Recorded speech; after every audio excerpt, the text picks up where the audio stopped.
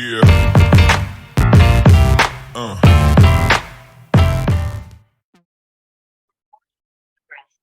Oke, bab ketiga atau pembahasan ketiga kita akan belajar tentang stoikiometri larutan. Sebenarnya ini hampir sama saja seperti bab stoikiometri sebelumnya.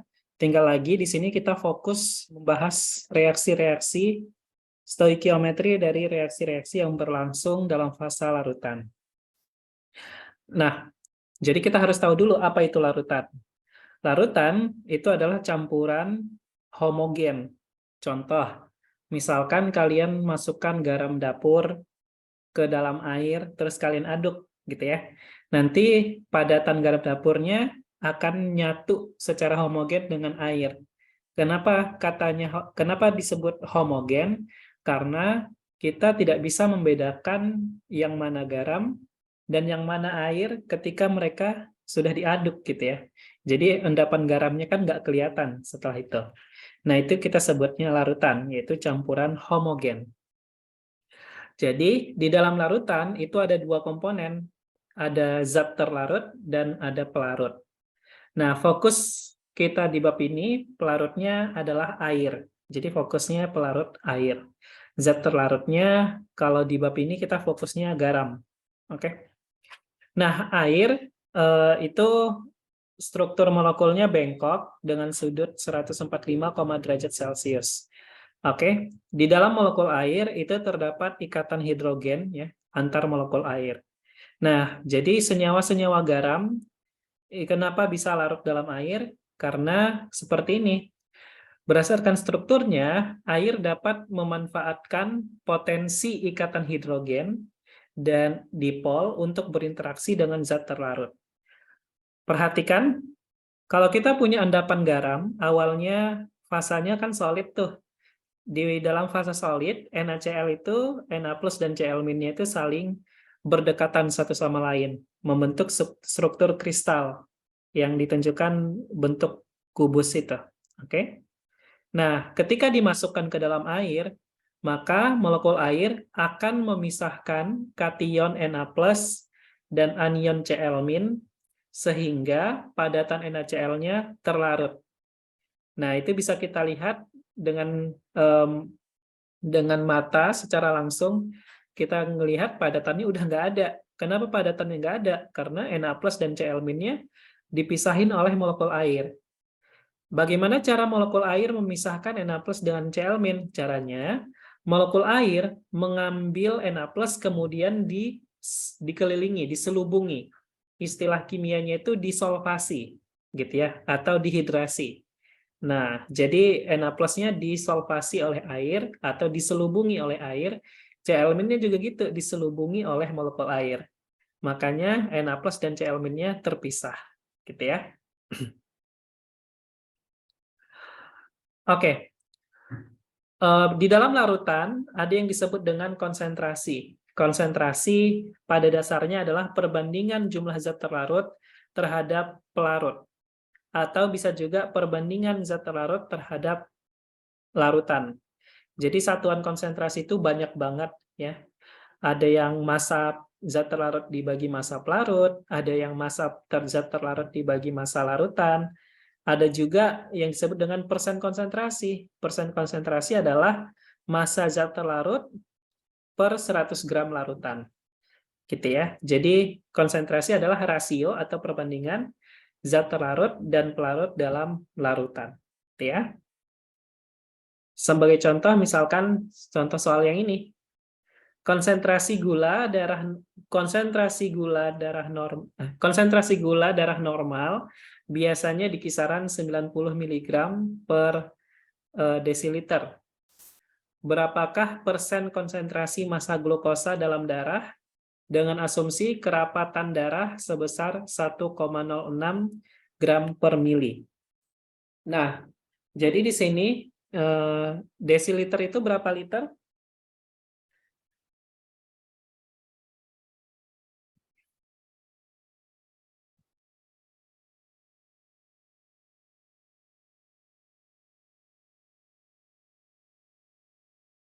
Berapa? 0,1. 0,1 ya. Ya udah, berarti kalau 0,1 ini berarti konsentrasi gula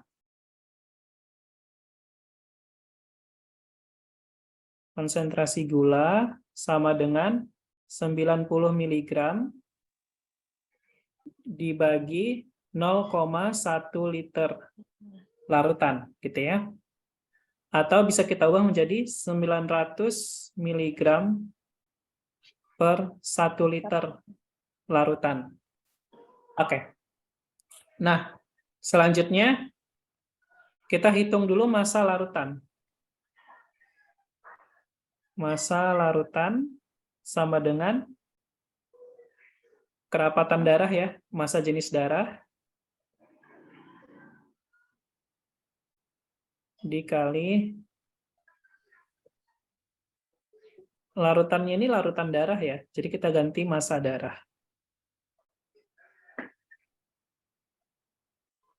Dikali volume darah. Oke, raw darahnya 1,06 gram per mili. Ubah ke mili itu, volume darahnya 1 liter kan, ubah ke mili jadi 1000 mili. Oke, jadinya ini 1,06 gram, 1,06 kali 10 pangkat 3 gram. Itu massa darahnya ya. Oke, langsung aja berarti persen konsentrasi gula.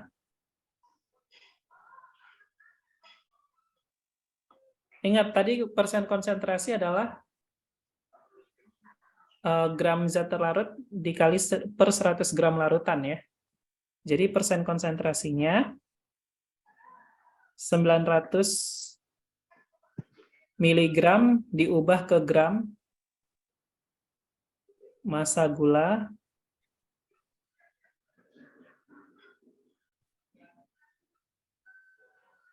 (0,9 gram). Razan, cara SS diabi gimana? Gimana? Itu kayaknya ngobrolnya sama teman ya, bukan sama kakak ya. Oke. 0,9 gram. Nah, konsentrasi gula, persen konsentrasi massa gula dibagi massa darah ya. 0,9 gram dibagi 10,6 Ya. dikali 100, ya kan? Gram. Razan, buka lemari aku, ambil HP aku dong. Nggak ngerti. Nah, gitu ya. Oke. Nah, ini kita sekali 100%. Hasilnya berapa tuh?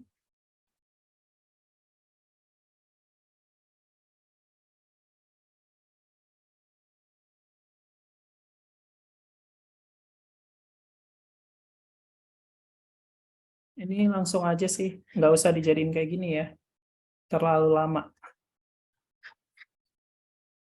0,9 gram dibagi massa darahnya 1,06 kali 10 pangkat 3 gram.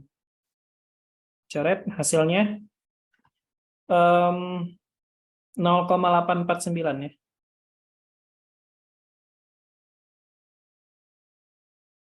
0,0849%.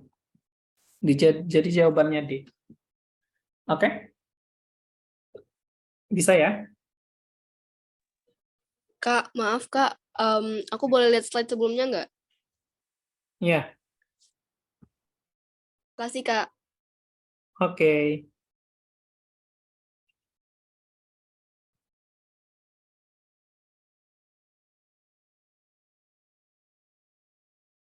Oke, jadi kalau persen konsentrasi itu biasanya massa zat terlarut, dalam hal ini gula, dibagi massa larutan. Larutan di sini adalah larutan darah, jadi dibagi massa larutan darah, gitu ya.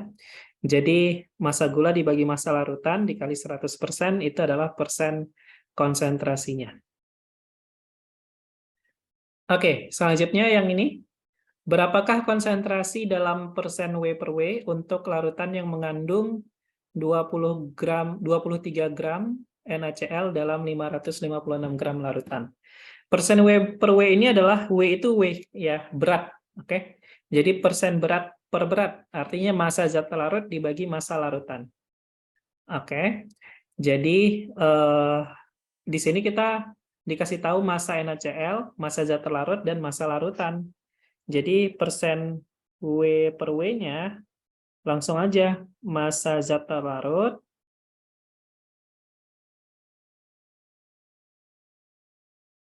dibagi massa larutan dikali 100%. Zat terlarutnya NaCl 23 gram, larutannya 556 gram. Dikali 100%.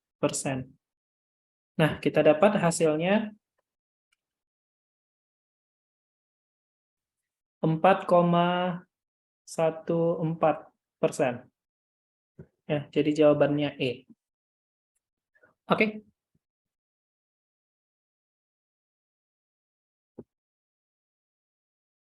Sip, kita lanjut. Nah, kelarutan itu ada 3 tingkatan. Ada yang pertama ada larutan tidak jenuh. Larutan tidak jenuh itu jumlah zat terlarut di bawah konsentrasi jenuhnya. Kemudian larutan jenuh, konsentrasi zat terlarut sudah mencapai konsentrasi kesetimbangan antara kondisi terlarut dan mengendap. Penambahan zat terlarut berikutnya akan menyebabkan pengendapan. Jadi maksudnya larutan jenuh itu kayak gini. Jadi nilai kelarutan itu kan bergantung sama temperatur ya. Jadi misalkan kalau kita punya NaCl, kelarutannya pada 0 derajat Celcius adalah 35,7 gram per 100 gram air. Jadi maknanya di dalam 100 gram air hanya bisa melarutkan 35,7 gram NaCl. Jadi itu adalah larutan jenuh. Jadi ketika kita masukkan 35,7 gram NaCl ke dalam 100 gram air, berarti itu adalah nilai kelarutan, dan yang terbentuk adalah larutan jenuh. Misalkan kalau kita tambahkan 30 gram NaCl di dalam 100 gram air pada 0 derajat Celcius, itu artinya itu larutan tidak jenuh. Kenapa? Karena jumlah NaCl-nya yang ditambahkan kurang dari nilai kelarutan. Oke, kurang dari konsentrasi jenuh. Gitu ya. Kalau super jenuh gimana? Atau lewat jenuh gimana? Kalau lewat jenuh itu adalah larutan yang jumlah zat terlarutnya lebih banyak dibandingkan konsentrasi jenuh. Misal, kita tambahkan 40 gram NaCl ke dalam 100 gram air pada 0 derajat Celcius. Nah, itu larutan super jenuh. Oke. Bagaimana kalau jumlah NaCl-nya lebih banyak, jumlah NaCl yang kita tambahkan melebihi konsentrasi jenuhnya? Yang terjadi adalah sebagian NaCl tidak akan larut. Jadi kan 100 gram air hanya bisa melarutkan 35,7 gram NaCl. Kalau NaCl yang kita tambahkan 40 gram, maka akan sebagiannya akan mengendap. Ya, 40 dikurang 35,7 ya. Jadi sekitar 4,3 gram NaCl tidak akan larut. Seperti itu. Oke, paham? Sampai sini tentang tingkat kelarutan? Paham, Kak.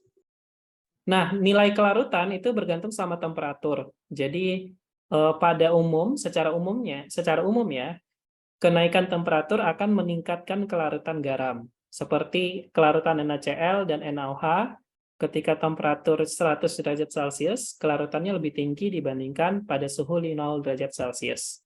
Jadi secara umum kelarutan meningkat seiring meningkatnya temperatur. Nah, larutan super jenuh mengandung zat terlarut melebihi konsentrasi jenuhnya pada temperatur tertentu. Dibuat dengan mendinginkan larutan jenuh. Nah, salah satu cara membuat larutan super jenuh adalah kita awalnya punya larutan jenuh nih pada suhu ruang. Ya. Misalkan 40 gram NaCl di dalam 100, misalnya 36 gram NaCl di dalam 100 gram air, itu adalah larutan jenuh di suhu ruang. Kemudian kita dinginkan. Kalau kita dinginkan kan kelarutannya menurun. Yang awalnya 36 gram dalam 100 gram, sekarang misalkan menjadi 33 gram di dalam 100 gram air. Kalau suhunya diturunkan menjadi minus 10 misalkan. Nah, akibatnya sebagiannya akan mengendap. Seperti itu. Jadi, salah satu cara membuat larutan super jenuh adalah dengan cara mendinginkan larutan jenuh yang awalnya di suhu tinggi dibawa ke suhu yang lebih rendah. Larutan super jenuh itu tidak stabil, akibatnya mudah mengkristal ketika bibit kristal ditambahkan. Jadi maksudnya kayak gini, kalau kita udah punya larutan jenuh, terus kita tambahkan sedikit aja endapan atau zat terlarut, maka akan memicu terbentuknya endapan-endapan yang lain. Seperti itu ya. Nah, ini adalah proses pembentukan kristal di dalam larutan super jenuh. Oke. Jadi secara kasat mata kita bisa mengetahui nih, oh ini kristal, ini adalah kristal, ini adalah padatan non-kristal, dengan cara melihat pola strukturnya. Kalau kayak gini kan teratur banget ya. Jadi dia pertumbuhan padatannya itu mengembang secara teratur gitu ya, ke segala arah. Berarti kemungkinan ini adalah padatan kristalin. Kalau non-kristal, kalau padatan yang amorf gitu ya, dia tuh nanti pertumbuhan padatannya itu tidak beraturan gitu ya. Jadi pola strukturnya itu tidak beraturan. Nantilah kalau sempat kita bahas kristal ya. Nah, kemudian larutan garam itu ada yang bersifat elektrolit, ada yang bersifat non-elektrolit. Nah, pada umumnya larutan garam sih bersifat elektrolit ya, untuk garam-garam yang mudah larut di dalam air. Zat terlarut berupa molekul yang tidak terdisosiasi seperti gula. Tidak terdisosiasi itu maksudnya tidak membentuk ion. Kalau NaCl larut dalam air, dia akan membentuk ion Na+ sama Cl-. Nah, kalau gula, ya, kalau senyawa molekular seperti gula, dia itu ketika larut dalam air tidak membentuk ion. Makanya larutan gula itu non-elektrolit. Artinya larutan gula tidak menghantarkan listrik. Sedangkan zat terlarut berupa garam yang mudah terdisosiasi menjadi ion-ionnya akan menghasilkan larutan elektrolit. Nah, hantaran listrik larutan A yang di sebelah kiri, larutan tembaga sulfat ya. Itu adalah larutan tembaga sulfat. Dia itu adalah konduktor listrik yang kuat ya, sehingga CuSO4 tergolong elektrolit kuat. Sedangkan larutan B yang di sebelah kanan itu adalah larutan gula larutan gula maupun air bukan elektrolit sehingga tidak bersifat konduktor. Ya, larutan gula dan air murni itu tidak menghantarkan listrik, maka kita sebut mereka non-elektrolit. Nah, kemampuan menghantarkan listrik atau sifat konduktor dapat digunakan untuk mengidentifikasi sukar atau mudahnya senyawa ion terdisosiasi. Senyawa ion yang mudah terdisosiasi dalam air atau mudah larut, istilah sederhananya gitu ya, akan memiliki sifat konduktor yang lebih kuat. Oke. Senyawa ion sedikit terdisosiasi atau senyawa ion yang sukar larut akan memiliki sifat konduktor lebih lemah atau elektrolit lemah. Contoh ini adalah contoh klasifikasi larutan berdasarkan sifat elektrolitnya. Kalau dia senyawa molekular seperti ini ya, atau kalau di SMA disebutnya senyawa kovalen gitu ya. Nah, kalau dia senyawa molekular, dia pasti non-elektrolit. Oke, larutannya non-elektrolit.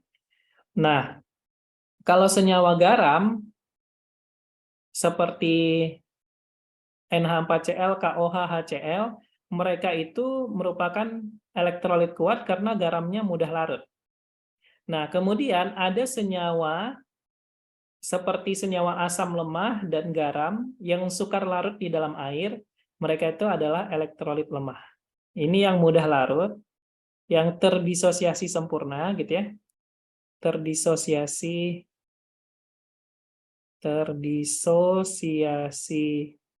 sempurna.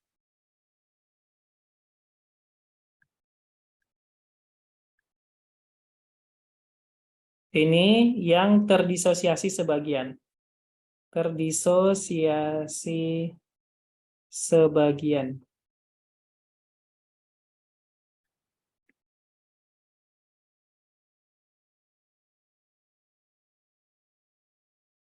Oke, jadi senyawa garam yang terdisosiasi sempurna dalam air akan akan bersifat elektrolit kuat, sedangkan yang terdisosiasi sebagian di dalam air akan bersifat elektrolit lemah.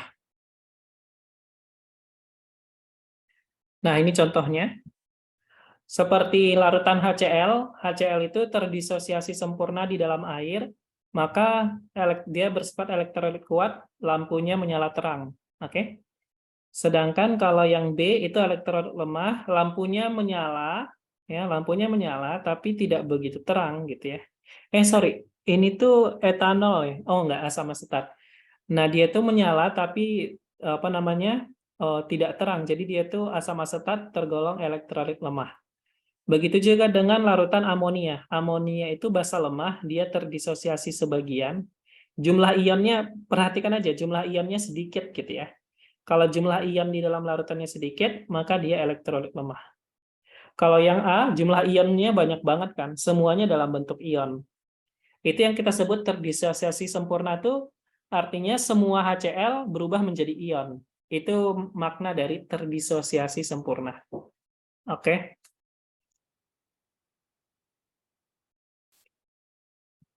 Oke, bagaimana cara kita tahu bagaimana cara menuliskan persamaan disosiasi senyawa ion? Nah, untuk menyatakan disosiasi senyawa ion, kita tuliskan persamaan disosiasinya menjadi kation dan anion. Jadi kalian di bab pertama kita udah bahas tentang kation dan anion kan, termasuk kation anion poliatomik. Nah, itu jangan sampai lupa ya. Nah, jadi cara menuliskannya adalah pertama senyawanya yang di sebelah kiri fasanya solid menjadi di sebelah kanan menjadi ion dalam fase aqueous. Nah, ini adalah persamaan reaksi pelarutan garam. Oke. Persamaan reaksi pelarutan garam menjadi ion-ionnya dalam fase aqueous. Simbol aqueous menyatakan bahwa ion mengalami hidrasi atau solvasi yang sudah Kakak sampaikan sebelumnya. Yaitu peristiwa ketika ion-ionnya dikelilingi oleh molekul air. Seperti itu. Jadi fasa di sebelah kanan harus aqueous. Oke. Oke, selanjutnya kita masuk ke reaksi ionik.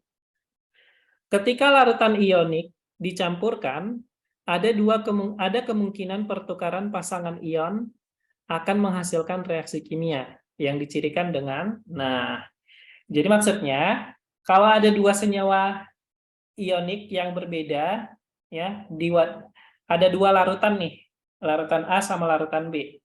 Larutan A mengandung timbal nitrat, yang larutan B mengandung kalium iodida. Kemudian kita campurkan kedua larutan tersebut. Ketika kita campurkan dua larutan tersebut, maka ada kemungkinan terjadinya pertukaran kation dan anion, atau pertukaran pasangan ion. Nah, kapan kita sebut dua larutan atau dua senyawa itu bereaksi? Ketika yang pertama, terbentuk endapan. Kalau terbentuk endapan berarti terjadi reaksi kimia. Misal Pb nitrat tambah Ki membentuk PbI2 solid. Jadi di sini itu terjadi perubahan fasa. Awalnya aqueous menjadi solid. Nah, kemungkinan besar ada reaksi nih kayak gitu. Nah, kemudian kalau kita reaksikan asam dan basa. Nah, itu kalau asam dan basa udah pasti bereaksi. Jadi HCl tambah NaOH, aqueous menjadi aqueous liquid. Nah, ada perubahan fasa kan? Kalau ada perubahan fasa atau perubahan wujud, maka telah terjadi reaksi kimia. Yang ketiga, terbentuk elektrolit lemah dari reaktan yang bersifat elektrolit kuat. Nah, di bagian ketiga ini tidak ada perubahan fasa yang teramati, tetapi ada perubahan sifat elektrolit. Tadi kita tahu bahwasannya amonium fluorida itu kan elektrolit kuat. Oke. Ini elektrolit kuat, EK. EK itu elektrolit kuat ya. Kakak sederhanakan aja. Ini elektrolit kuat, HCl itu kan asam kuat. Dia juga elektrolit kuat. Nah, HF itu kan asam lemah, jadi dia elektrolit lemah. NH4Cl itu elektrolit kuat, karena dia mudah larut. Gimana cara kita tahu dia elektrolit kuat, mana yang elektrolit kuat, mana yang elektrolit lemah gitu ya. Nah, makanya kalian harus tahu dulu aturan kelarutan, nanti kakak kasih tahu ya. Secara sederhana sih, kalau garamnya mengandung amonium, kalau ada garam, ada kation NH4+, dia itu pasti elektrolit kuat. Dan kalau asam kuat, basa kuat, itu pasti elektrolit kuat. Kalau asam lemah, basa lemah, elektrolit lemah, gitu ya. Jadi di sini, di reaksi yang ketiga, dia tuh yang di sebelah kiri elektrolit kuat, kedua-duanya. Yang di sebelah kanan, elektrolit lemah dan elektrolit kuat. Jadi ada perbedaan atau perubahan kekuatan elektrolit nih. Artinya terjadi reaksi. Oke, walaupun wujudnya tidak berubah. Yang keempat, terbentuk gas. Oke. Di sini itu gasnya dari mana sih? Ini gitu ya. Jadi HCl tambah NaHCO3 menjadi NaCl tambah H2CO3. Nah, H2CO3 ini dia itu tidak stabil. Jadi nanti H2CO3-nya langsung berubah menjadi H2O dan CO2 gas. Oke. Dengan kata lain, persamaan reaksi ini kita bisa buat menjadi seperti ini. HCl aqueous tambah NaHCO3 menjadi NaCl ditambah H2O liquid tambah CO2 gas. Nah, terjadi perubahan fasa kan? Awalnya di sebelah kiri fasanya apa? Aqueous, aqueous. Di sebelah kanan menjadi aqueous, liquid, dan gas. Karena terjadi perubahan fasa, maka terjadi reaksi kimia. Gitu ya. Jadi cara mengecek persamaan suatu reaksi itu terjadi atau tidak, biasanya kita lihat perubahan fasanya. Ada perubahan fasa atau tidak? Kalau ada perubahan fasa, berarti terjadi reaksi. Kalau yang ketiga, poin ketiga ini tidak terjadi perubahan fasa, berarti yang kita lihat adalah perubahan tingkatan elektrolitnya. Gitu ya. Oke. Nah, yang tadi, gimana kita tahu garamnya itu elektrolit kuat atau elektrolit lemah? Nah, ini, kalian harus hafalkan aturan kelarutan senyawa ion di dalam air. Oke, ini wajib ya, wajib untuk dihafalkan. Karena ini sangat membantu kalian untuk mengerjakan soal-soal yang ada di bab ini.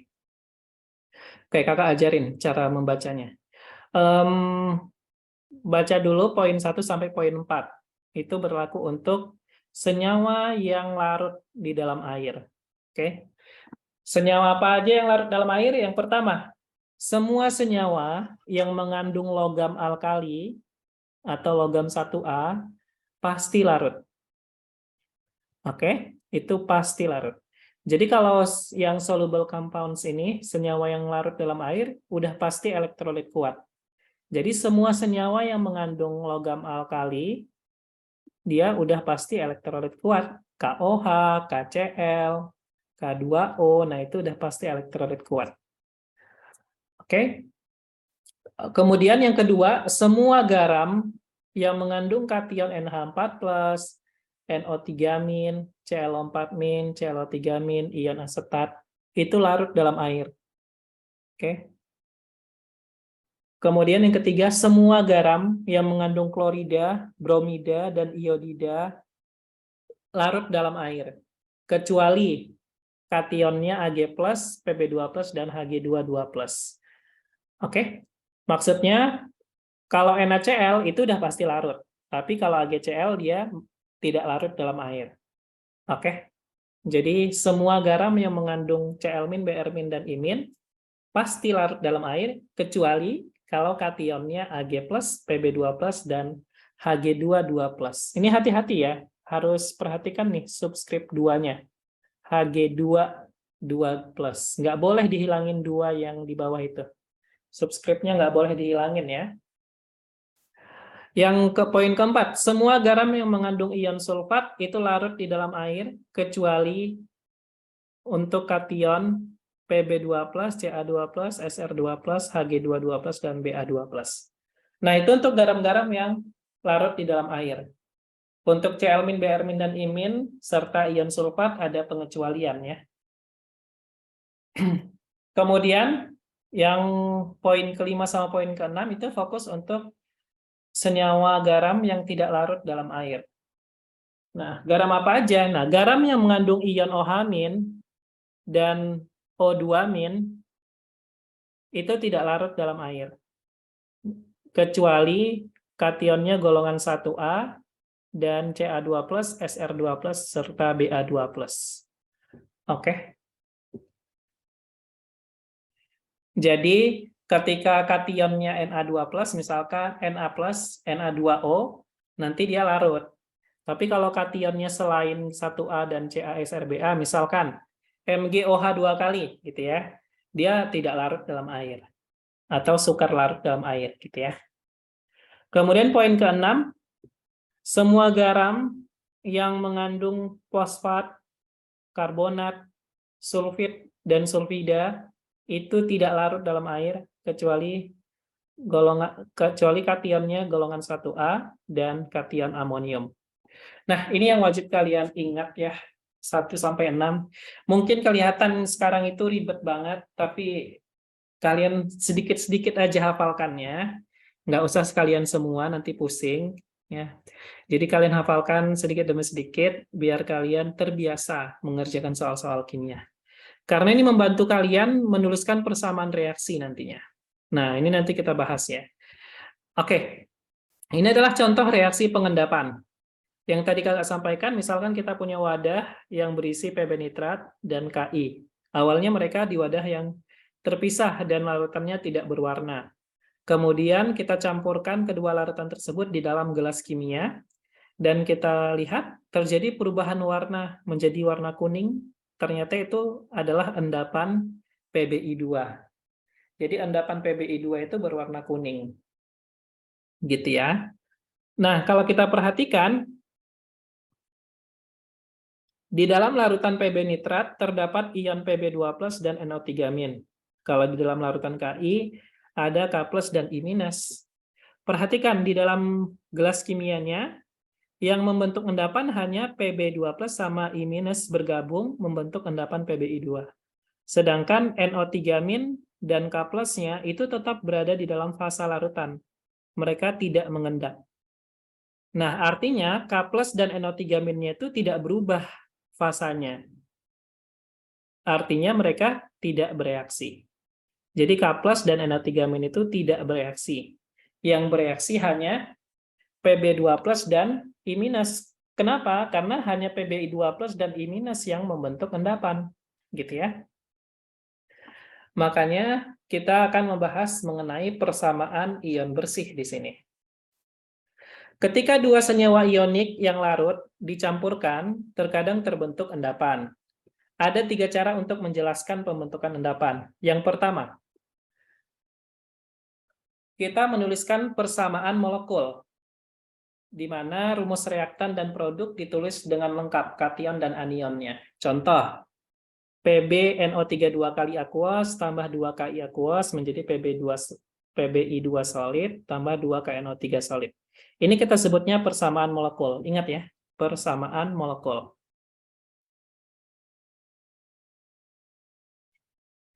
Kemudian poin kedua adalah persamaan ion. Semua senyawa ion terlarut ditulis sebagai komponen ionnya. Ingat tadi Pb nitrat itu larut nggak dalam air? Larut ya, karena dia mengandung ion nitrat. Kalau ada garam yang ada ion nitratnya dia larut.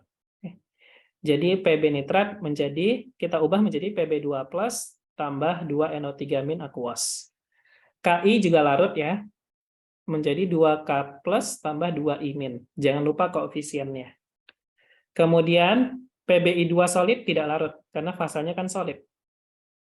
Kemudian 2 KNO3 kita ubah menjadi 2K+ aqueous tambah 2 NO3- aqueous. Nah, di sini ada spektator. Nah, spektator adalah ion yang tidak terlibat dalam reaksi. Ciri-cirinya apa? Ciri-cirinya adalah ion yang tidak mengalami perubahan fasa. Dalam hal kasus ini, ion NO3- dan K+. Karena fasa mereka tidak berubah, tetap di kiri aqueous, di kanan juga aqueous. Jadi kita sebut K+ dan NO3- adalah spektator. Oke, penonton, ion penonton gitu ya. Nah, kemudian yang poin ketiga adalah persamaan ion bersih. Persamaan ion bersih adalah persamaan yang mengeliminasi spektator atau hanya menekankan pada ion-ion yang terlibat dalam reaksi saja. Jadi persamaan ion bersih itu adalah persamaan ion yang mengalami perubahan fasa aja. Jadi di sini NO3- dan K+-nya kita coret. Sisanya apa? Sisanya Pb2+ tambah Pb2+ aqueous tambah 2I- aqueous menjadi PbI2 solid. Nah, ini persamaan ion bersih. Oke. Nah, jadi cara menuliskan persamaan ion bersih kayak gini ya. Jadi kalian mulai dari persamaan molekul, kemudian ubah senyawa yang fasanya aqueous menjadi ion-ionnya, kemudian cek ion mana nih yang tidak mengalami perubahan fasa. Nah, itu kalian coret, nanti sisanya persamaan ion bersih. Seperti itu.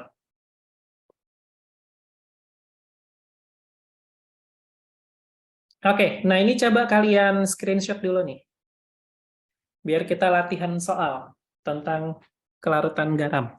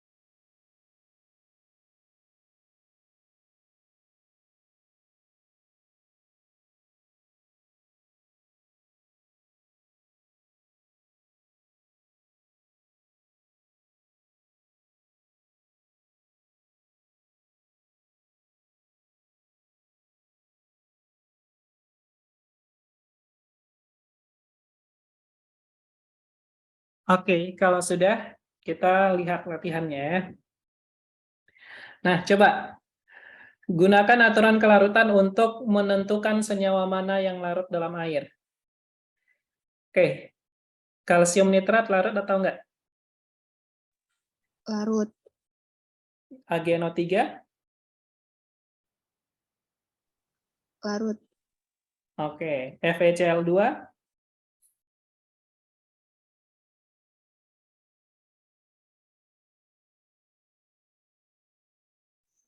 Enggak. Larut. Dan Cl-, semua Cl- larut dalam air, kecuali kation Ag, Pb, sama Hg kan? Di poin ketiga, ya kan? Yang keempat, barium sulfat larut atau enggak?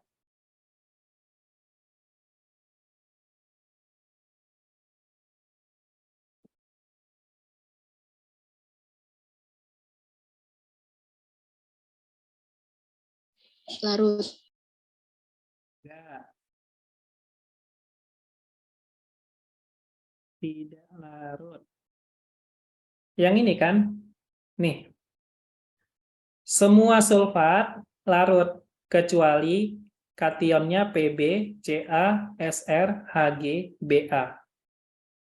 Jadi barium sulfat tidak larut. Oke? Oke, Kak. Oke. NiOH 2 kali.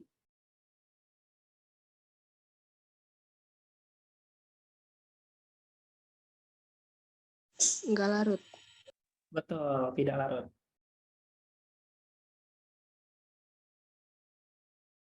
Kalau tidak larut nanti fasa mereka solid ya. Kalau larut aqueous. Oke. Coba yang ini. Tembaga karbonat. Nggak larut. Sip. HgBr2 Tidak larut. larut. Yang tidak larut tuh ini. Kalau HgBr2, kationnya Hg2+.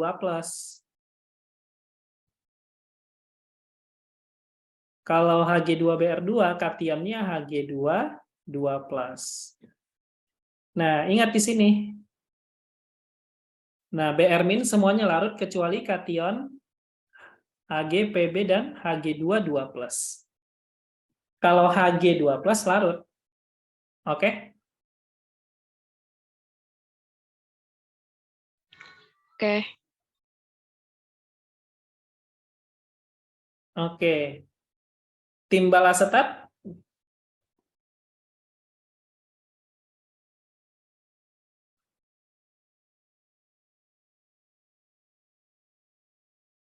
Kalau timbal asetat gimana? Tidak larut. Yakin tidak larut? Coba lihat di poin kedua kalau salah. Larut. Larut, betul. Oke. Nah, PBI2 tidak larut ya. Nah, kayak gini. Jadi, kalian bisa tahu nih, kira-kira yang fasanya solid yang mana, yang akuas yang mana. Jadi nanti perbanyak latihan soal aja, nanti hafalannya semakin kuat gitu ya. Oke. Nah, ini jawabannya apa? Apa rumus Larut. endapan yang terbentuk ketika larutan BaCl2, barium klorida, dicampurkan dengan larutan kalium kromat. Kalium kromat itu K2CrO4. Rumus endapan yang terbentuk apa? Ini nggak ada di tabel sih. A. Nah, yang A ya. Karena KCl itu pasti larut kan. Jadi ketika mereka bereaksi kan nanti jadinya 2 KCl. Karena KCl larut, ya berarti yang tidak larut BaCrO4. Gitu.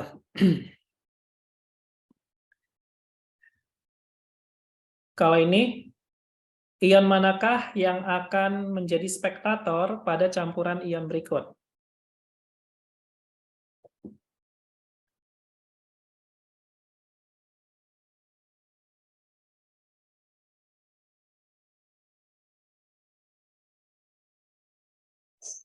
E.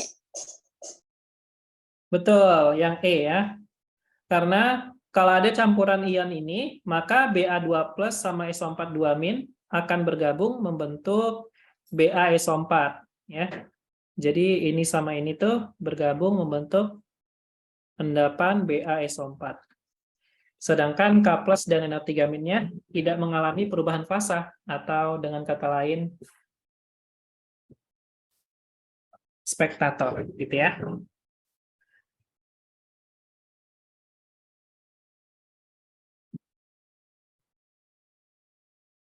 Oke, nah ini nanti kita bahas ya. Ini kaitannya sama bab kelarutan, kesetimbangan kelarutan, jadi nanti aja kita bahas. Oke. Nah, coba yang ini. Soda pencuci mengandung natrium karbonat 10H2O. Jelaskan dengan menggunakan persamaan reaksi, bagaimana zat ini dapat menghilangkan Ca2+ dari air sadah.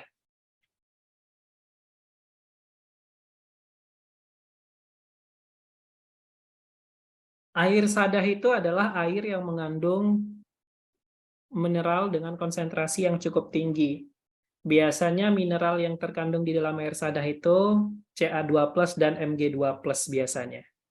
Nah, salah satu cara untuk menghilangkan Ca2+ dari air sadah adalah mereaksikannya dengan soda pencuci, yaitu natrium karbonat 10H2O.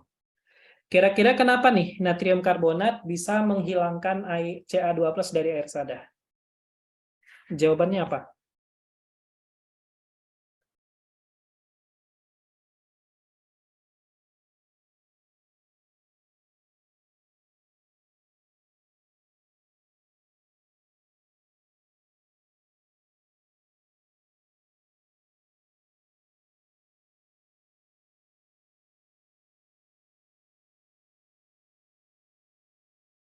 Karena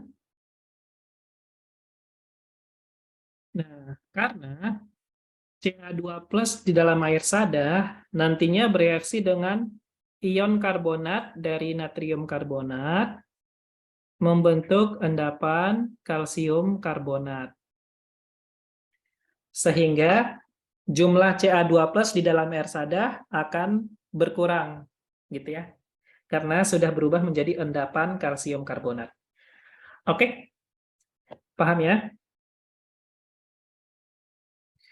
Nah, ini tugas kalian selanjutnya. Ramalkan apakah reaksi akan terjadi atau tidak. Bila terjadi, tuliskan persamaan reaksinya. Yang pertama, kira-kira terjadi reaksi atau tidak? Cara ngeceknya, lihat ada endapan yang terbentuk atau tidak, gitu ya.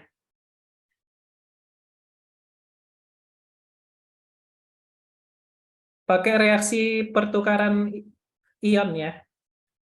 Pertukaran pasangan ion.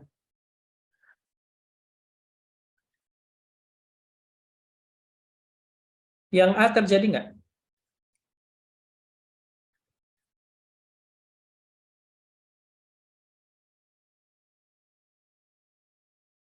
Kakak contohin yang A dulu deh. Kalau yang A itu nanti kan menjadi PbOH 2 kali dan CaNO3 2 kali. PbOH 2 kali fasanya apa? Solid ya. OH- itu tidak larut dalam air. Oke. CaNO3 2 kali larut. Berarti ini terjadi reaksi. Paham caranya? Oke, coba yang nomor 2, 3, dan 4.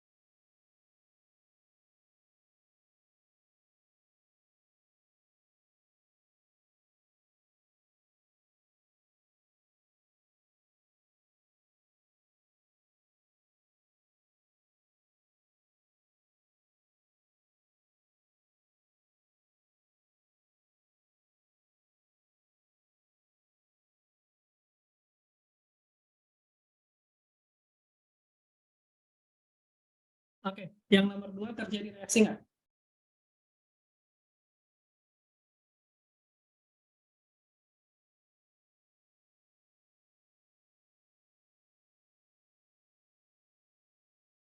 Yang nomor 2 jadi ini kan. Nah, ini ada endapan yang terbentuk ya, jadi terjadi reaksi. Yang nomor 3,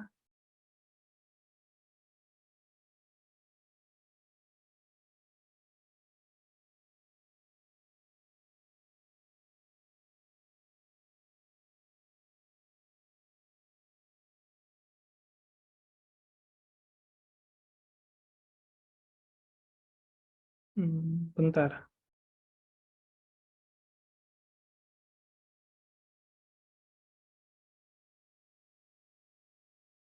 Ini juga terjadi reaksi ya, karena ada endapan Hg2 3 kali, PO4 2 kali. Oke. Kemudian Yang terakhir tidak terjadi reaksi. Karena NaNO3 itu aqueous, Ca, Cl2 juga aqueous. Dan mereka semuanya elektrolit kuat gitu ya. Jadi ini tidak terjadi reaksi.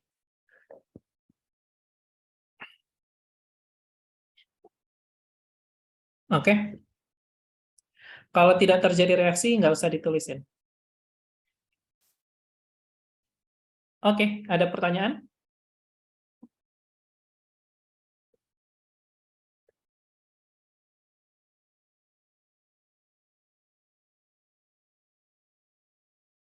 Oke, nggak ada pertanyaan, kita lanjut. Sebelumnya kita sudah ngebahas reaksi pengendapan. Selanjutnya kita akan ngebahas reaksi asam dan basa. Nah, sebelum ke reaksinya, kita harus kenalan dulu apa itu asam dan apa itu basa. Asam adalah zat yang bereaksi dengan air menghasilkan ion hidronium atau ion H3O+. Contoh Ha tambah H2O jadi H3O+ kan? Jadi Ha itu adalah asam, gitu ya.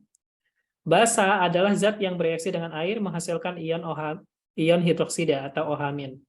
B tambah H2O menjadi Hb tambah OH-. Jadi B itu kita sebut basa karena dia menghasilkan OH- ketika bereaksi dengan air. Oke. Secara umum, asam itu kan tadi adalah senyawa yang bereaksi dengan air menghasilkan H3O+. Contohnya yang paling sederhana adalah HCl tambah H2O menjadi H3O+ tambah Cl-. Jadi HCl ini mentransfer H+ ke H2O, sehingga H2O-nya berubah menjadi H3O+. Dan Cl-nya karena melepaskan H+, dia akan berubah menjadi dan HCl-nya karena melepaskan satu H+, dia berubah menjadi Cl-. Oke, reaksi ini adalah reaksi ionisasi karena membentuk ion yang sebelumnya tidak ada. Jadi ini tergolong reaksi ionisasi. Oke. Karena larutan mengandung ion, maka larutan asam bersifat elektrolit. Nah, ini harus paham ya. Karena ion ketika bereaksi dengan air menghasilkan ion, karena asam ketika bereaksi dengan air menghasilkan ion, maka kita sebut larutan asam bersifat elektrolit. Oke. Masalahnya, tidak semua atom hidrogen dalam senyawa asam dapat ditransfer ke molekul air. Contohnya asam asetat. Nah, hanya satu ion hidrogen yang dapat ditransfer ke dalam molekul air. Contoh, asam asetat itu kan punya 4 hidrogen, tapi tidak semua hidrogennya ditransfer ke molekul air. Dari 4 hidrogen di dalam asam asetat, cuma satu yang ditransfer ke dalam air. Oke, kok bisa satu doang gitu ya? Nah, karena satu molekul air hanya dapat menerima satu molekul H+. Oke, jadi makanya asam asetat itu hanya mentransfer satu H+-nya saja. Selain itu, asam asetat secara struktur itu juga nanti hanya memiliki satu ikatan OH. Jadi yang bisa ditransfer itu hanya H yang terikat sama oksigen. Nanti lah itu pembahasannya lebih detail lagi. Oke, jadi hanya satu H yang ditransfer ke satu molekul air. Gitu ya. Nah, asam itu bisa kita kategorikan menjadi asam monoprotik dan asam poliprotik. Oke, ini berdasarkan jumlah ion hidrogen atau proton yang dapat ditransfer. Kalau asam monoprotik, dia hanya bisa mentransfer satu H ke molekul air. Kalau asam poliprotik bisa mentransferkan lebih dari satu H. Tapi proses transfernya itu satu persatu. Misal, asam diprotik, H2S. H2S itu bisa mentransfer 2 proton. Proton yang pertama ditransfer dulu, kemudian proton yang kedua. Oke? Jadi proses transfer H+-nya itu bertahap, satu persatu. Kemudian, senyawa oksida non-logam seperti SO3, itu kenapa kita sebutnya oksida non-logam? Karena S itu kan non-logam. Ya kan? Ketika berikatan dengan O, dia membentuk senyawa oksida. Karena S-nya non-logam, maka oksida non-logam.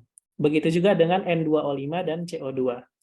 Nah, oksida-oksida non-logam itu kalau direaksikan dengan air, mereka akan membentuk senyawa asam. Seperti asam sulfur trioksida direaksikan dengan air membentuk asam sulfat. N2O5 membentuk asam nitrat, CO2 membentuk asam karbonat. Nah, oksida-oksida ini, SO3, CO2, dan N2O5, di lingkungan industri, mereka itu kadarnya cukup banyak di udara. Di udara-udara yang padat kawasan industri.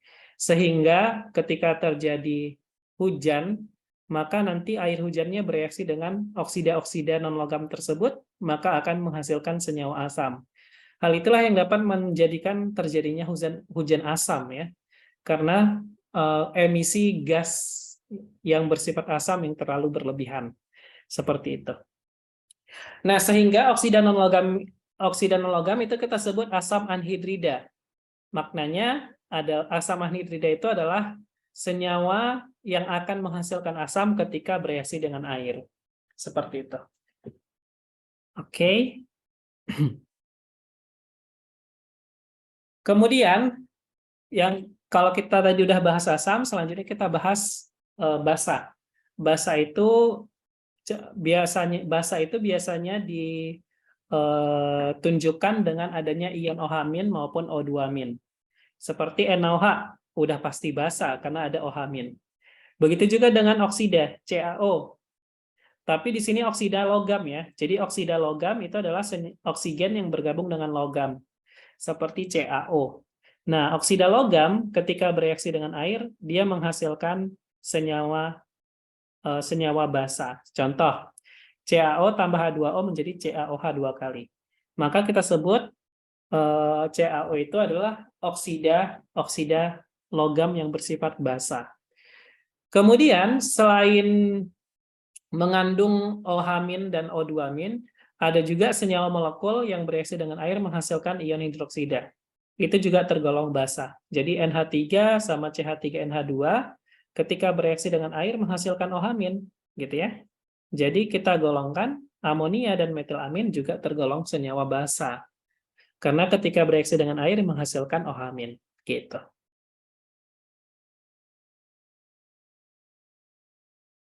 Nah, kemudian ada yang disebut dengan asam kuat dan ada juga yang basa kuat. Nah, ini perlu dihafalkan, ya. Jadi asam kuat itu yang di sebelah kiri. Jadi kalau di asam kuat dan basa kuat, mereka akan terdisosiasi sempurna di dalam air. Kalau terdisosiasi sempurna, artinya larutan asam kuat dan larutan basa kuat merupakan larutan elektrolit kuat. Oke, apa aja asam kuat? Nah, ini dihafalkan aja yang di sebelah kiri. Oke, kemudian basa kuat juga seperti itu. Basa kuat adalah basa yang terdisosiasi sempurna di dalam air. Jadi larutan basa kuat itu merupakan elektrolit kuat. Apa-apa aja basa kuat? Basa kuat adalah logam hidroksida dari golongan 1, LiOH sampai CSOH itu semuanya basa kuat. Begitu juga dengan logam hidroksida dari golongan 2, kecuali Mg, ya. Jadi kecuali Be sama Mg. Jadi CaSrBa, CaOH 2 kali, SrOH 2 kali, BaOH 2 kali itu merupakan oksida basa kuat. Jadi mereka ketika larut dalam air membentuk elektrolit kuat, terdisosiasi sempurna. Nah, ini wajib dihafalkan. Asam kuat dan basa kuat. Kalau basa kuat gampang, kan? Hidroksida golongan 1A dan hidroksida golongan 2A kecuali Be dan Mg. Kalau asam kuat, nah ini yang harus dihafalkan satu persatu. Nah, tadi udah ngapalin basa kuat sama asam kuat, ya. Selanjutnya asam lemah. Asam lemah adalah asam yang relatif sukar terdisosiasi dalam air, sehingga hanya sedikit ion yang dihasilkan. Jadi yang mau berubah menjadi ion itu sedikit. Misalkan dari 100 molekul asam asetat yang berubah menjadi ion cuma 10, gitu ya. Itu kalau asam lemah. Oleh karena itu, asam atau basa lemah merupakan elektrolit lemah karena tidak semua asamnya terionisasi. Sebagian besar asam organik merupakan asam lemah. Oke. Asam organik itu adalah senyawa asam yang mengandung CHO. Itu asam organik. Jadi kalau ada senyawa asam mengandung CHO, berarti senyawa organik seperti asam asetat dan asam oksalat. Jadi sebagian besar asam organik merupakan asam lemah atau tidak terionisasi 100%, sehingga asam organik merupakan elektrolit lemah. Oke. Nah, mengapa elektrolit lemah tidak terdisosiasi sempurna di dalam air? Karena ketika asamnya bereaksi dengan air, ketika asam asetat bereaksi dengan air membentuk ion asetat, nanti ion asetatnya bisa bereaksi balik dengan H3O+ membentuk asam asetat dan air lagi. Jadi, alasan dia tidak terdisosiasi sempurna karena reaksinya dua arah. Ya, jadi ketika asam asetat dengan air membentuk H3O+ dengan ion asetat, nanti reaksinya bisa balik lagi. Ion asetat bereaksi dengan H3O+ membentuk asam asetat dan airnya lagi. Jadi dia reaksinya kesetimbangan, sehingga tidak terdisosiasi sempurna. Kalau yang reaksi terionisasi sempurna, reaksinya satu arah. Kayak yang ini, KOH menjadi K+ sama OH- gitu ya. Jadi reaksinya satu arah. Kalau dua arah, nanti dia tidak terdisosiasi sempurna. Sama halnya seperti asam lemah, basa lemah juga merupakan elektrolit lemah karena alasannya tidak terdisosiasi sempurna. Kenapa? Ya karena tadi dia membentuk reaksi dua arah, gitu ya. Jadi dia tidak terdisosiasi sempurna. Contohnya adalah biasanya basa-basa organik seperti amonia, kemudian senyawa amina, itu merupakan basa lemah. Nah ini reaksi basa lemah dengan air. Amonia bereaksi dengan air membentuk amonium dan hidroksida. Nah amonium dan hidroksidanya bisa bereaksi balik, membentuk amonia dan air. Jadi reaksinya berlangsung dua arah sehingga amonianya terionisasi sebagian. Nah, kemudian tadi sudah sempat kita bahas adanya asam poliprotik. Asam poliprotik adalah asam yang bisa mendonasikan atau yang bisa melepaskan H+-nya lebih dari satu. Sebagian besar asam poliprotik itu merupakan asam lemah ya, seperti asam sulfit. Nah, asam sulfit ini kan punya dua hidrogen. Nah, hidrogennya itu bisa dilepaskan satu persatu. Pelepasan yang pertama, H2SO3 melepaskan satu H menjadi HSO3-. Nanti HSO3-nya melepaskan H-nya lagi, membentuk SO3-2-. Jadi proses proses ionisasinya itu bertahap satu persatu. Kalau triplotik gitu juga, H3PO4 melepaskan satu H+ menjadi H2PO4. H2PO4 lepasin lagi menjadi HPO4-2-. HP4-2- lepasin lagi menjadi PO4-3-, gitu ya. Nah, tuliskan tahapan reaksi ionisasi asam sitrat. Caranya sama aja. H3, C6, H5O7. Nah, di sini kita tahunya dia tuh asam monoprotik, diprotik atau triprotik nih. Lihat aja biasanya kalau asam organik untuk melihat jenis jenis asamnya itu mono, di atau tri, kita lihat hidrogen paling kiri. Nah, hidrogen yang di paling kiri itu ada 3, berarti dia triprotik. Oke? Jadi lepasin satu-satu. Lepaskan satu persatu menjadi H2, C6, H5O7-, tambah H3O+. Nah, gitu lagi H2, C6, H5O7-, tambah H2O liquid menjadi H2, C6, H5O7, 2-. H3O+. Kemudian, kakak salah tulis. Ini harusnya satu hidrogennya ya.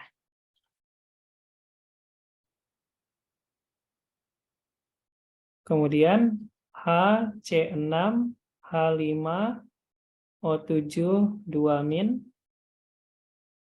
tambah H2O menjadi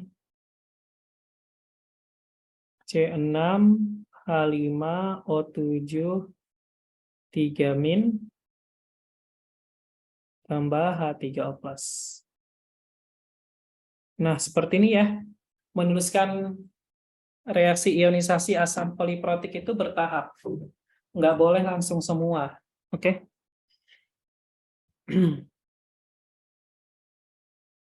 Oke, selanjutnya kita bahas reaksi netralisasi antara asam kuat dan basa kuat. HCl itu asam kuat, ClH2 kali itu asam kuat. Kalau asam bereaksi dengan basa, nanti ini sebenarnya kayak pertukaran ion aja sih. Jadi H+ gabung sama OH-, Ca2+ gabung sama Cl-. Jadi menghasilkan H2O dan CaCl2. Ini H2O kan tidak dituliskan fasanya ya. Itu fasa H2O itu liquid ya. Oke. Nah, ini kakak tulisin aja liquid.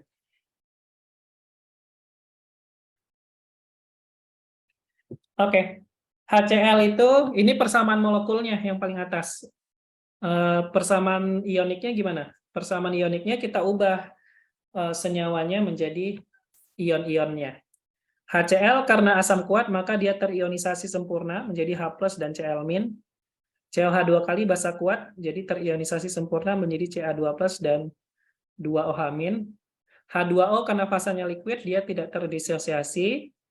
CaCl2 terionisasi sempurna menjadi Ca2+ aqueous tambah 2Cl-. Nah, kita lihat ion-ion yang tidak mengalami perubahan fasa adalah Cl- dan Ca2+.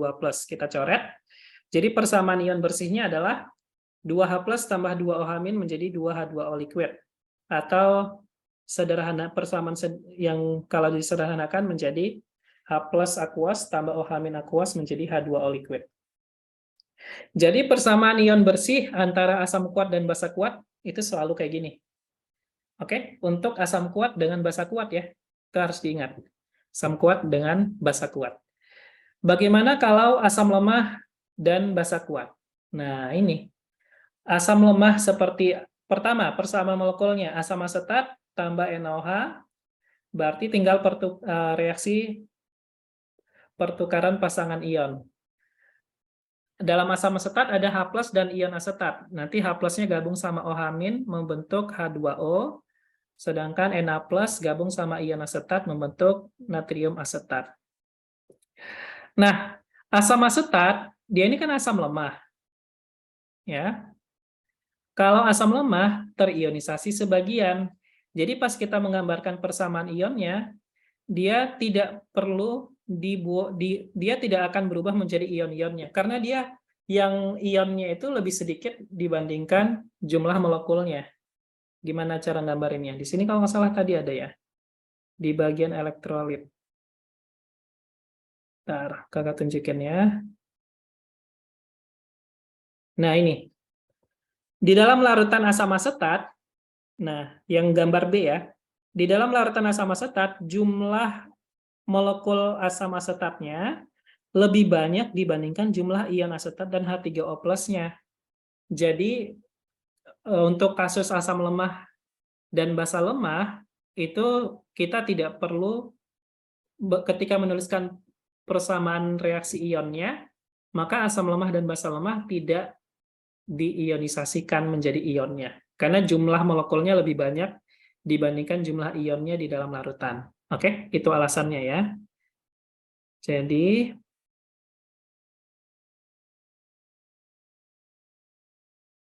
nah jadi di sini tidak perlu diionisasikan nih. Oke. NaOH itu basa kuat. Karena dia basa kuat, maka kita ionisasikan menjadi Na+ dan OH-. H2O tidak diionisasikan karena liquid. Natrium asetat itu larut sempurna ya. Dari mana taunya? Dari aturan kelarutan, dari tabel tadi ya. Nanti kalian lihat lagi. Jadi Na+ aqueous dan C2H3O2-. Nah, kita lihat setelah itu, yang mengalami perubahan fasa hanya, yang tidak mengalami perubahan fasa hanya Na+. Jadi Na+-nya kita coret, menyisakan persamaan ion bersihnya asam asetat tambah OH- menjadi H2O liquid. ditambah ion asetat akuos, gitu ya. Oke. Sampai sini ada yang mau ditanyakan? Seperti ini cara menuliskan persamaan ion bersih antara asam lemah dan basa kuat ya. Asam lemahnya tidak diubah menjadi ion-ionnya. Gitu ya. Oke, bagaimana kalau asam kuat bereaksi dengan basa sukar larut? Oke, basa yang sukar larut seperti MgOH 2 kali. Nah, persamaan molekulnya kan tinggal pertukaran ion aja kan. Jadi nanti Mg gabung sama Cl membentuk MgCl2, H plus gabung sama OH- membentuk H2O liquid. Persamaan ionnya, MgOH 2 kali karena dia sukar larut, maka nanti dia tidak terdisosiasi. Jadi masih dalam bentuk MgOH 2 kalinya. HCl itu kan asam kuat. Kalau asam kuat berarti berubah menjadi ionnya. H plus aqueous dan Cl- aqueous. Jangan lupa koefisiennya. Jadi 2H plus tambah 2Cl- aqueous. MgCl2 itu larut sempurna dalam air, jadi Mg2 plus aqueous tambah 2Cl- aqueous, H2O liquid. Nah, berarti nanti Cl- tidak mengalami perubahan fasa, jadi kita coret. Sisanya MgOH 2 kali solid, tambah 2H plus aqueous menjadi Mg2 plus aqueous tambah 2H2O liquid. Nah, seperti ini cara menuliskan persamaan ion bersih antara asam kuat dengan basa yang sukar larut. Selanjutnya, bagaimana cara menuliskan persamaan ion bersih antara asam kuat dengan oksida logam yang sukar larut? Oke. Nah, ini juga caranya sama ya. Jadi, persamaan molekulnya Al2O3 bereaksi dengan HCl. Pertukaran pasangan ion aja. H plus sama O2- membentuk H2O, Al3 plus sama Cl- membentuk AlCl3. Oke. Karena Al2O3 itu sukar larut, maka pada persamaan ion dia tetap dalam bentuk rumus molekulnya. HCl kan asam kuat, diubah menjadi ionnya. AlCl3 mudah larut, diubah menjadi ionnya. H2O liquid, karena fasanya liquid, tidak diubah menjadi ionnya. Cl- fasanya tetap sama, kita coret. Jadi persamaan ion bersihnya, Al2O3 solid, tambah 6H plus aqueous menjadi 2Al3 plus aqueous, tambah 3H2O liquid. Oke.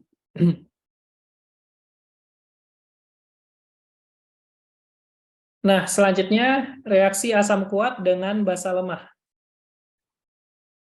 NH3 tambah HCl membentuk NH4Cl. Oke. Jadi ini tuh HCl donasi H plus ke NH3. Jadi NH3-nya menjadi NH4 plus. Nanti gabung sama Cl- membentuk NH4Cl, gitu ya. NH3 itu basa lemah, oke. Nah, karena dia basa lemah, ini basa lemah. Kalau basa lemah juga sama kayak asam lemah, tidak perlu diubah menjadi ion. Tapi asam kuat diubah menjadi ion ya. Nah, nanti NH4Cl karena mudah larut diubah menjadi ion-ionnya. Cl- tidak mengalami perubahan fasa, jadi persamaan ion bersihnya NH3 aqueous tambah H plus aqueous menjadi NH4 plus aqueous, gitu ya. Oke, dari semua ini kalian coba screenshot dulu satu persatu ya. Nah, yang ini dulu, asam kuat dan basa kuat. Oke, ini asam lemah dan basa kuat. Asam kuat dengan basa sukar larut. Asam kuat dengan oksida logam sukar larut. Kemudian asam kuat dengan basa lemah. Oke, gunakan itu untuk menjawab soal ini. Oke, coba jawab ya. Nanti kita bahas bareng-bareng. Kakak cuma minta tuliskan persamaan ion bersihnya. Gunakan tahap-tahap yang ini untuk membantu kalian menjawab soalnya ya.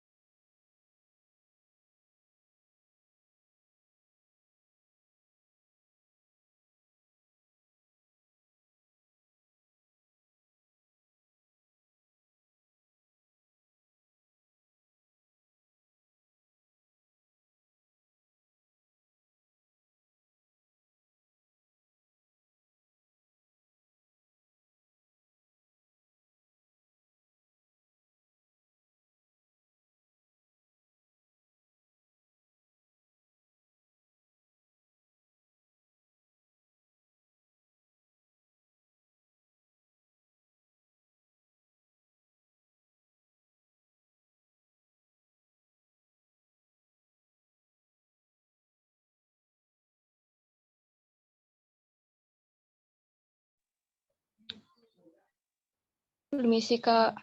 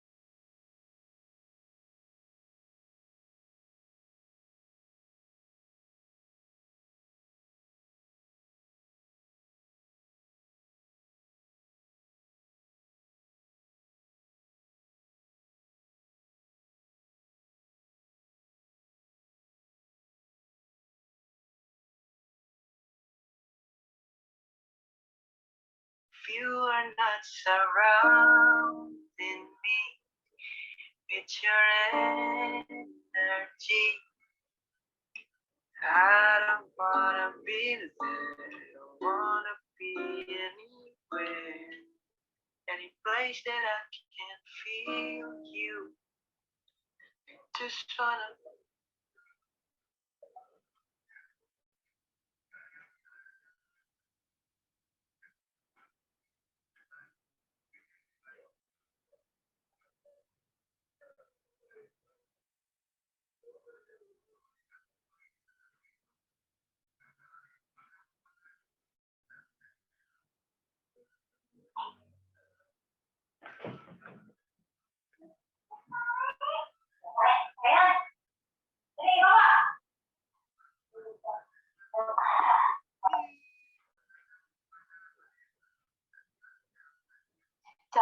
Ya, apa?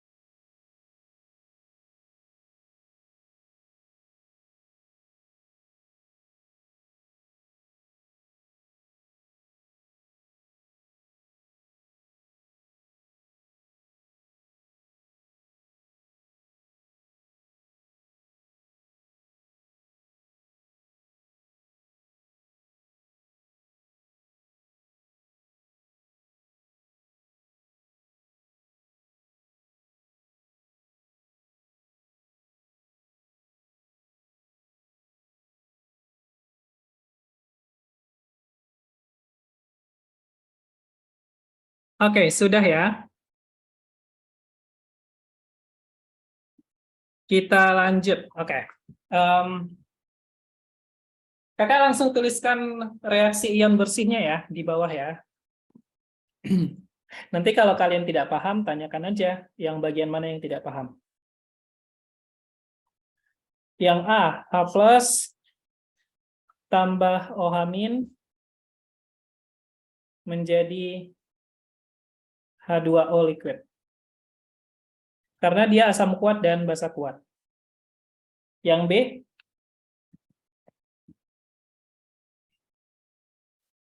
N2H4 karena dia basa lemah ya. Ini H plus menjadi N2H5 plus.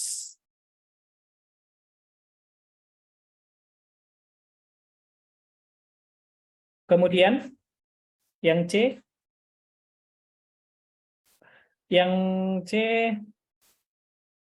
CH3 NH2 aqueous tambah HC4 H7O2 menjadi CH3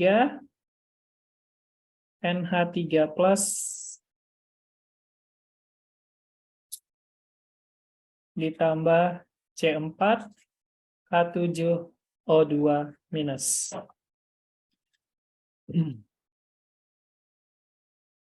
Yang D, NaOH tambah HF. Oke, ini reaksinya menjadi OH min tambah HF menjadi H2O liquid tambah F minus. Yang E sama kayak yang C ya. Jadi NH3 aqueous tambah CH3 COOH aqueous menjadi NH4 plus ditambah CH3 COO minus. Terakhir yang F, Mg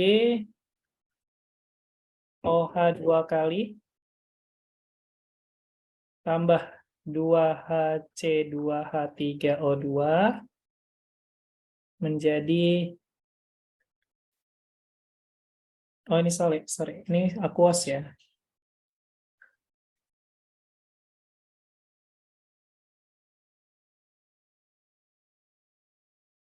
Menjadi Mg2 plus ditambah 2C2H3O2 minus ditambah 2H2O liquid. Oke, seperti itu. Ada yang mau ditanyakan? Yang bagian mana?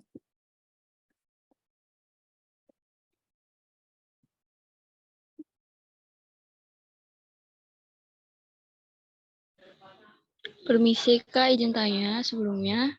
Untuk yang bagian F, tadi saya sebenarnya mencoba mengerjakan. Yang saya dapat atau yang saya serap itu kalau persamaan ion bersih itu sama aja sama persamaan seimbang kan Kak? Iya, betul.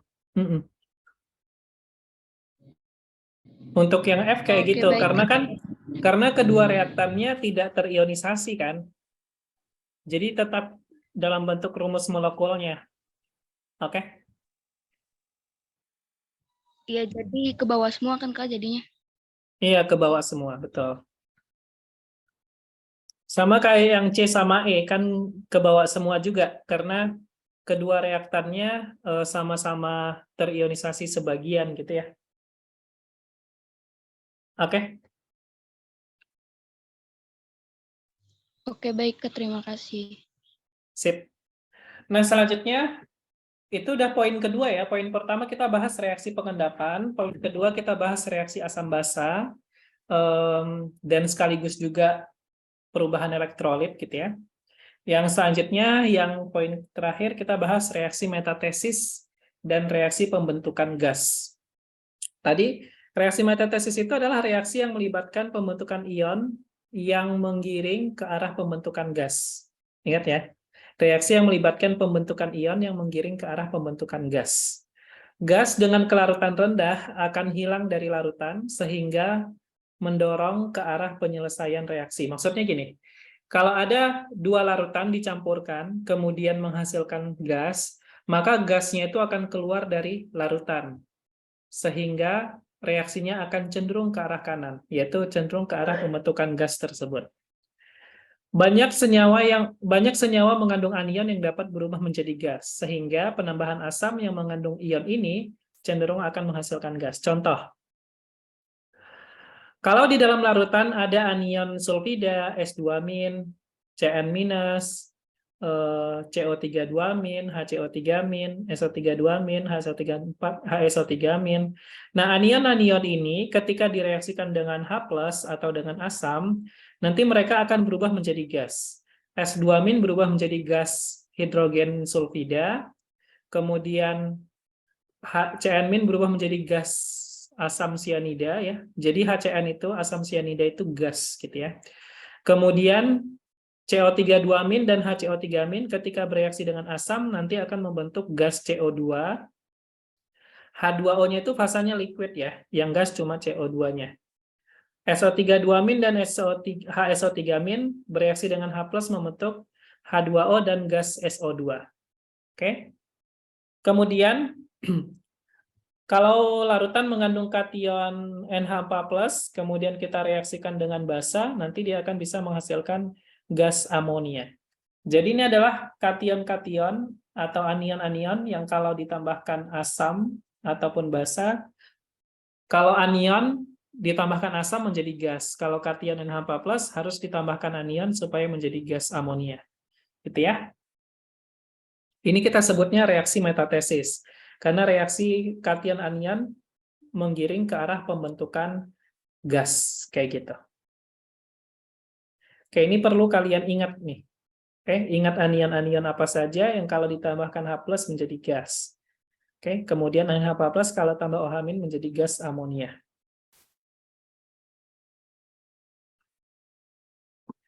Tuliskan persamaan reaksi molekul, persamaan reaksi ion, dan persamaan reaksi ion bersih untuk reaksi antara Li2SO3 dengan asam format.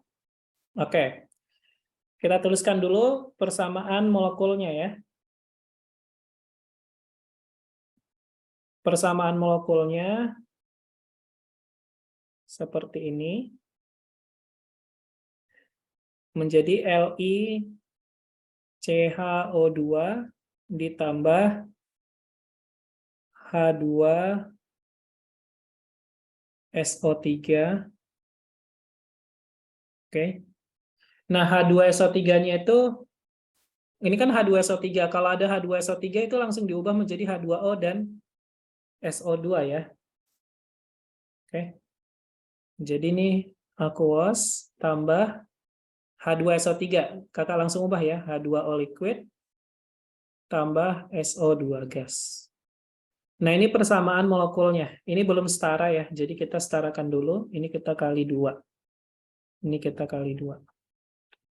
Oke. Ini udah setara ya.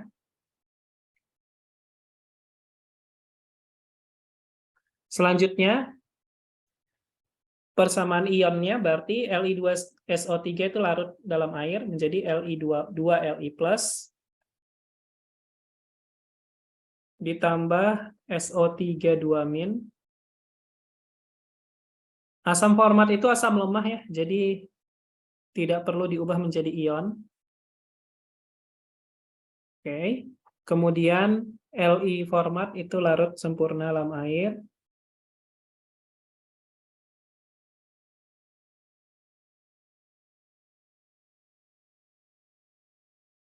H2O liquid tidak perlu diubah, SO2 juga seperti itu. Nah, kemudian Li plusnya bisa kita coret, sehingga reaksi ion bersihnya adalah SO3 aqueous ditambah 2HCHO2 aqueous menjadi 2CHO2- aqueous ditambah H2O liquid ditambah gas SO2. Oke, itu persamaan ion bersihnya ya. Seperti itu.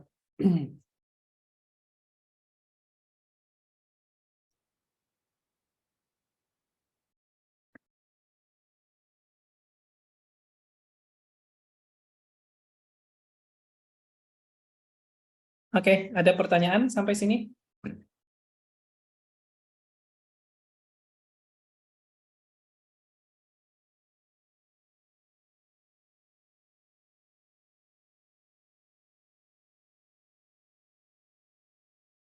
Oke, kalau tidak ada kita lanjut. Nah, ini ada latihan. Manakah yang merupakan persamaan reaksi ion bersih untuk reaksi antara HCl dan KHCO3? Oke, ini kita jawab perlahan ya. HCl dan KHCO3. HCl aqueous tambah KHCO3 aqueous menjadi KCl aqueous tambah H2O liquid tambah CO2. Oke. Berarti ini H plus Cl min K plus HCO3 min K plus Cl min H2O liquid CO2 gas. Oke, ini kita coret Cl min sama K plusnya ya. Sehingga reaksi ion bersihnya adalah H plus tambah HCO3 min membentuk H2O liquid dan gas CO2. Jadi reaksi yang tepat adalah yang E ya kayaknya ya. Ini min harusnya nih. Oke. Aman ya sampai sini?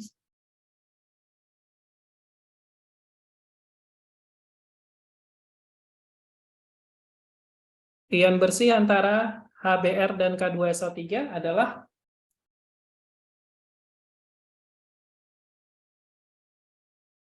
caranya persis sama ya. Jadi HBr tambah K2SO3 menjadi 2KBr. 2HBr tambah K2SO3 menjadi 2KBr tambah SO2 gas H2O liquid.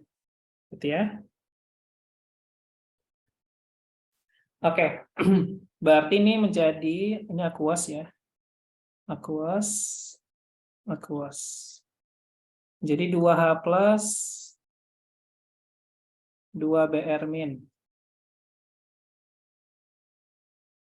2K plus SO3 2 min menjadi 2K plus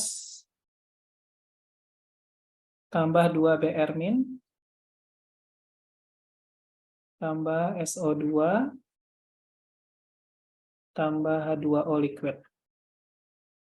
Oke, nah ini jadi kita coret aja K plus dan Br min-nya. Jadi persamaan ion bersihnya adalah 2H plus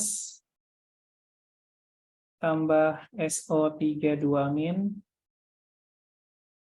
menjadi SO2 gas tambah H2O liquid. Jadi jawabannya itu C ya. Oke.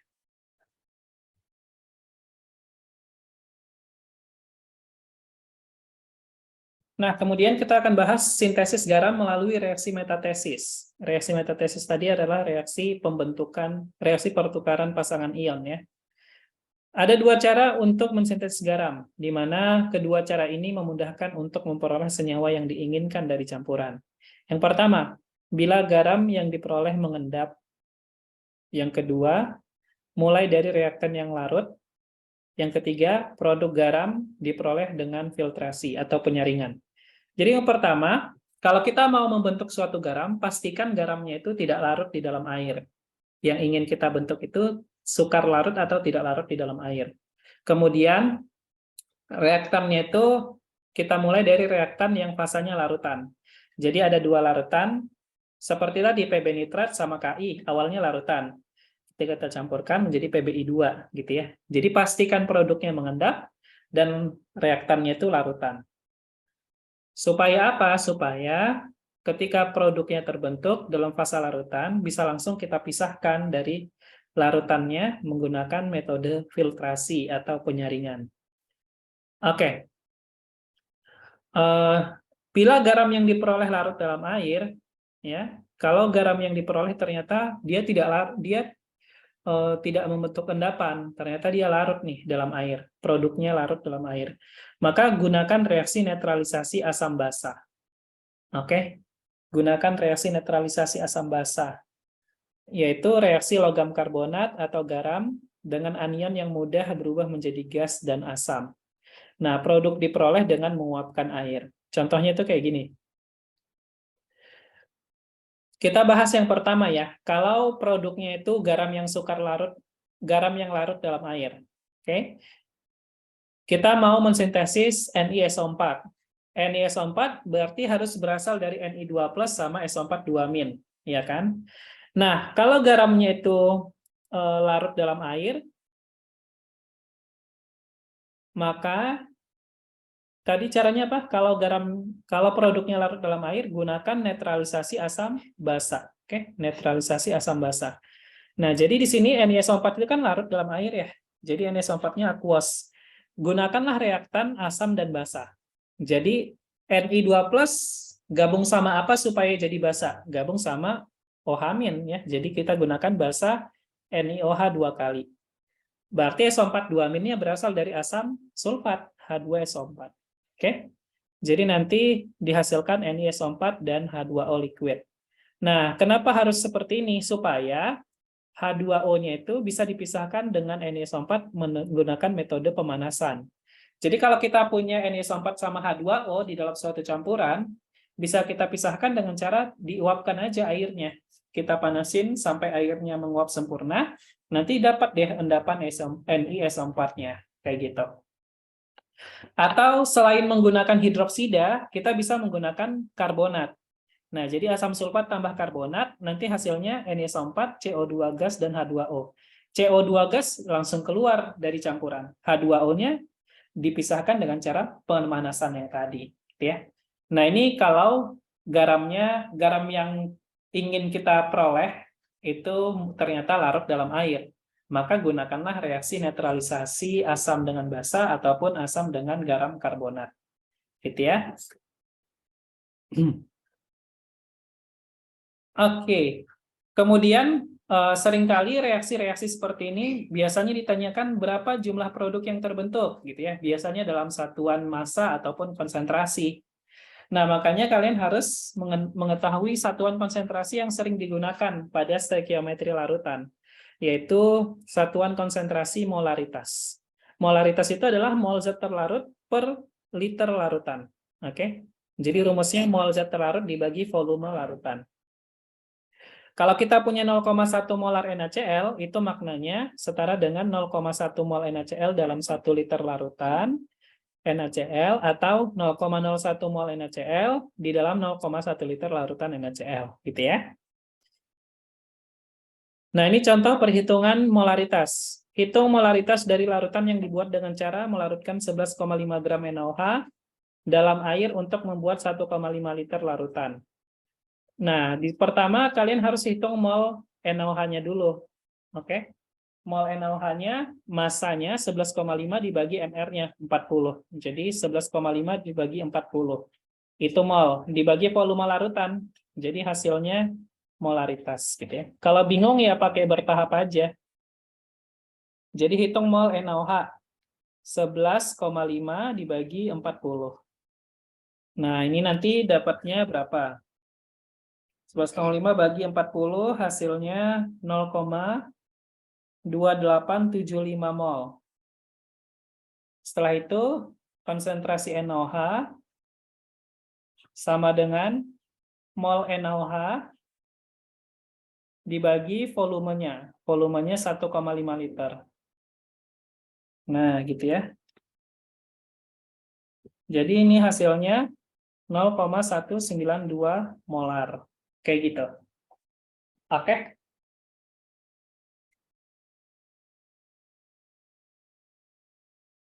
Nah, molaritas bisa kita gunakan untuk menghitung volume juga. Ya. Jadi kalau kita tahu molaritas, terus kita tahu molnya, maka kita bisa bisa menghitung volume larutannya. Jadi molaritas itu kan sama dengan mol per volume. Kalau mau menghitung volume, langsung aja. Volume sama dengan mol dibagi molaritas. Molnya berapa? 0,1. Molaritasnya 0,25. Jadi dapatnya 0,1 dibagi 0,25. 0,4 ya kan? 0,4 liter. Oke. Ingat ya, volume di sini tuh dalam satuan liter. Oke. 0,4 liter setara dengan 400 mili. Oke, gitu.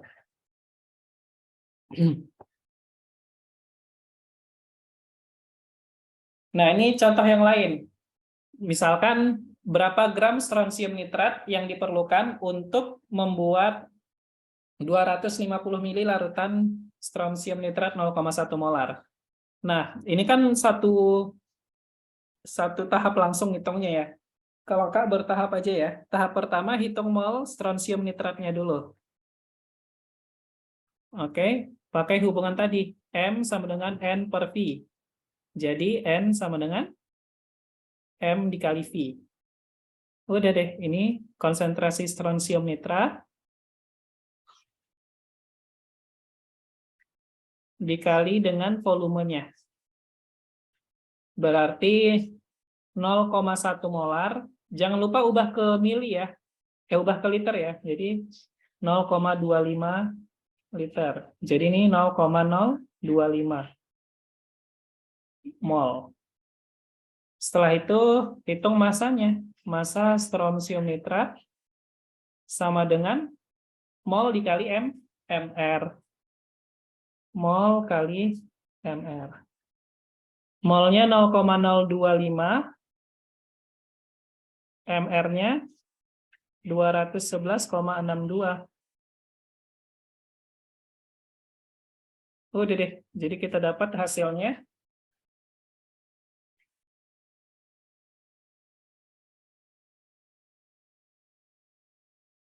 5,29. Nah, kurang lebih kayak gitu ya.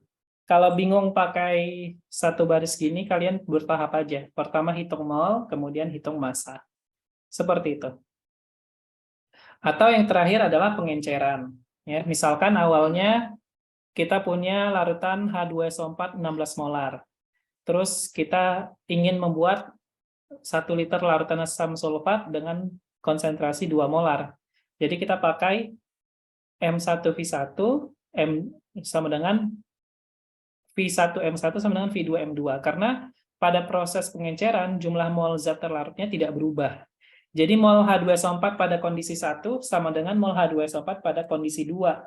Mol H2SO4 pada kondisi 1 sama dengan volume 1 dikali M1 kan? Pada kondisi 2, volume 2 dikali M2. Jadi yang ditanya adalah volume yang pertama kan, yang dibutuhkan berapa. Jadi V1 sama dengan V2 dikali M2 per M1. V2-nya 1 liter sama dengan 1000 mili. M2-nya 2 molar. M1-nya 16 molar. Jadi volume yang pertama kita butuhkan adalah 125 mili. Gitu ya. Ini adalah konsep pengenceran. Oke, di pertemuan berikutnya kita akan masuk ke bagian perhitungan stoikiometrinya. Ini konsepnya sama aja kayak stoikiometri sebelumnya ya. Jadi hari ini kakak fokus mengajarin kalian tentang reaksi-reaksi tadi. Ada reaksi pengendapan, reaksi netralisasi asam basa itu banyak jenisnya. Kemudian reaksi metatesis yang mengarah kepada pembentukan gas. Oke, nanti ini slide-nya dan rekamannya kakak kirimkan ke panitia. Jadi nanti kalian pelajari ulang ya untuk pertemuan minggu depan. Oke, terima kasih. Assalamualaikum, selamat sore.